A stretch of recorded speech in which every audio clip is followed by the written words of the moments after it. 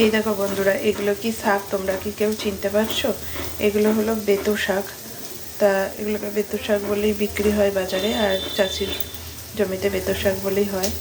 কেউ যদি চিনে থাকো কমেন্ট করো। তা এই বেতো শাক কীভাবে খেতে হয়, অনেকে অনেক রকমভাবে খায়, তা আমি আজকে একরকমভাবে খাচ্ছি, সেটা তোমাদের সাথে শেয়ার করছি। তা এই শাক চলো এখানে কেটে কুচিয়ে নিয়েছি, বেছে কুচিয়ে একদম ধুয়ে পরিষ্কার করে নিয়েছি। এই শাকটা কিভাবে রান্না করছি আজকে দেখাই তোমাদের। এই দেখো, এখানে দেখো কড়ার মধ্যে তেল দিয়েছি, তেল দিয়ে একটা কাঁচা লঙ্কা দিয়েছি, কাঁচা লঙ্কাটা হয়ে গেছে।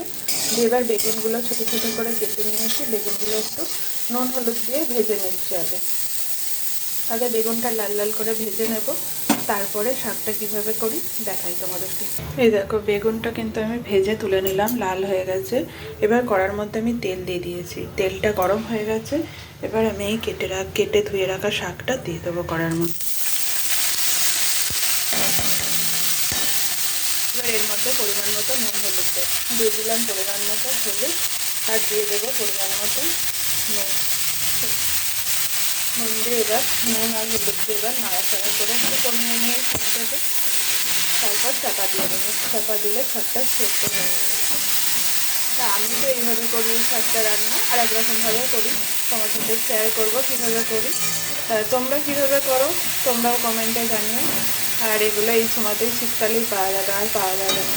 তাই শীতের শাক খেতে খেতে তোমাদের সাথে একদিন ভাবলাম শেয়ার করি তোমরা এটা সেই শাকগুলো কীভাবে খাও জানি। চলো চাপা দিয়ে দিলাম, গ্যাস সিমে করে দিলাম।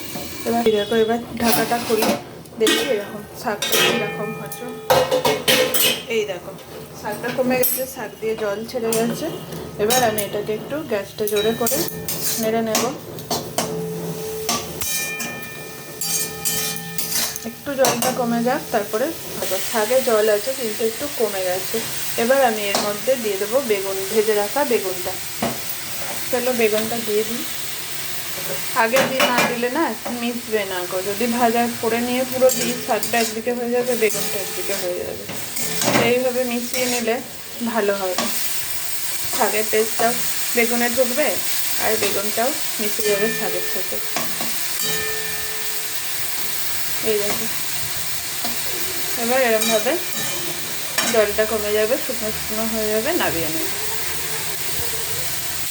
এই দেখো শুকনো শুকনো হয়ে গেছে, জল ঝরে চলে গেছে, শাকের জলটা শুকিয়ে গেছে, শাকটাও বেগুনের সাথে মিশে গেছে। এবার আমার শাকটা হয়ে গেছে রান্না। তার চলো শাকটা নামিয়ে ফেলি, আবার তোমাদের সাথে নতুন কোনো রেসিপি নিয়ে চলে আসবে।